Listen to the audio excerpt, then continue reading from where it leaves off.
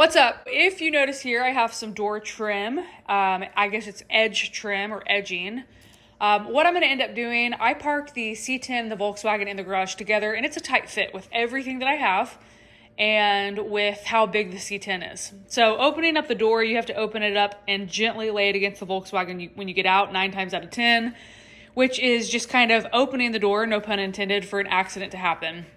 So to prevent any kind of paint, sorry, my dog is like randomly barking, to prevent any kind of accident or with paint running into the Volkswagen from the C10, I'm gonna go ahead and put this edging on the door just to, like I said, prevent anything from happening. I took it out of the package last night just to make sure it was room temp and ready to go today. And with that being said, if it looks good, I will go ahead and put it on the X3 just as a precaution for that as well. The thing I am going to do, I'm going to get my blow dryer because it is very, very cold outside. And it will need to be hit with some heat after it's on to make sure that the glue and sticky stuff adheres. Follow me outside. All right, so it's not as cold as I thought, or I'm just hot from the coffee I'm drinking. But here is the edge in which I was explaining. Let me open it and I'll show you how it opens. I'm parked pretty far over. Really, it's just from here down. So that's probably where I'm gonna do, just right under the pinstriping. I parked extremely far over. I drove the Volkswagen last night and I did that purposely so I would avoid this, but also so I'd have room to work.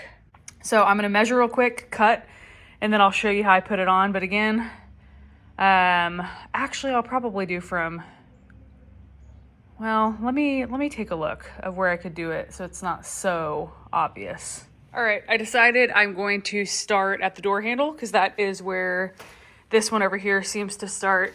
I'm gonna start at the door handle, go all the way down. I'm probably gonna trim my edge at an angle just to keep any kind of wind or anything like that from making the chances of it coming off more likely. Is that probable? Who knows, but it's an easy precaution to take.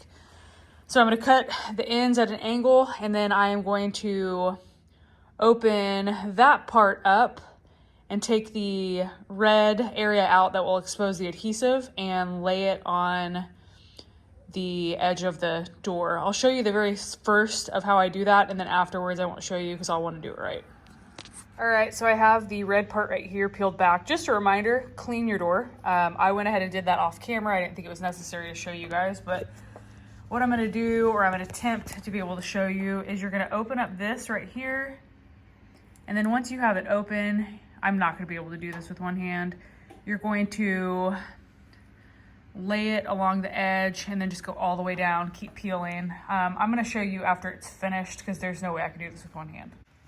All right, that was easy enough, and that does not look bad. I thought it was gonna look a lot worse just because it was really cheap. I went ahead and pushed like that over the entire spot just to make sure everything was on there.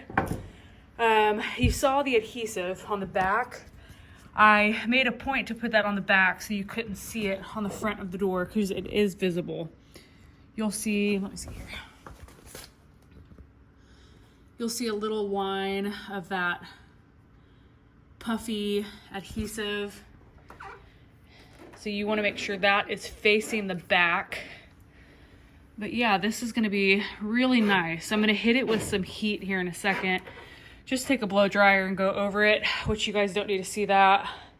But it's on there. It's stuck. Let's shut the door. Move my coffee first before I put it over here.